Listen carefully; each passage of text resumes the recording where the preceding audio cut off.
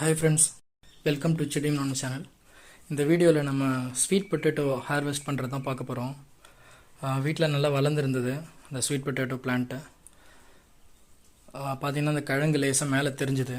So இதை எப்படி எவ்வளோ வளர்ந்துருக்குன்னு பார்க்கலான்னு சொல்லிட்டு எடுக்க போகிறோம். ஏன்னா இது அப்படியே விட்டாலும் அழுகிடும். அதனால் கொஞ்சம் கேர்ஃபுல்லாக இது மண்ணை லேசாக தோண்டிட்டு எடுக்க போகிறோம். பார்த்திங்கன்னா அது அப்படியே உடச்சிட்டு வந்துடுச்சு செடி மட்டும். பட் கிழங்கு வந்து உள்ளே இருக்கிறது அப்படியே இருக்கு. மண் கொஞ்சம் ஹார்டாக இருக்குது. நேற்று ஈவினிங் கொஞ்சம் தண்ணி விட்டுருந்தேன்னா கொஞ்சம் ஃப்ரீயாக வந்திருக்கும். பட் லேஸாக இதை பறிக்கணும், உடைக்காமல் ஃபுல்லாக எடுக்கிற மாதிரி ட்ரை பண்ணுறேன். ஸோ ஃபைனலி போராடி இதை எடுத்துட்டேன். ஒரு கிழங்கு நல்லா பெருசாகவே இருக்குது, நார்மல் சைஸ்லேயே இருக்குது. உடைக்காமல் ஃபுல்லாக எடுத்துட்டேன். ஸோ இன்னொரு கிழங்கு அது உள்ளே இருக்குது, அதையும் எடுத்துடலாம். இது கொஞ்சம் சின்ன கிழங்கு தான்.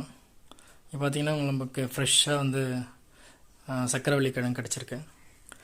இன்னும் வேறு ஏதாச்சும் இருக்கான்னு சொல்லிட்டு தோண்டி பார்த்துடலாம்.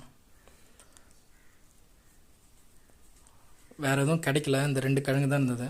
ஸோ அகைன் நம்ம தோண்டினதை வந்து லேசாக பறிச்சுட்டு அந்த பிளான்ட் அப்படியே அகைன் நம்ம மண்ணிலே வச்சிடலாம். ஏன்னா இந்த வேர்லேருந்து இது ஆட்டோமேட்டிக்காக இந்த கிழங்கு வந்துடும்.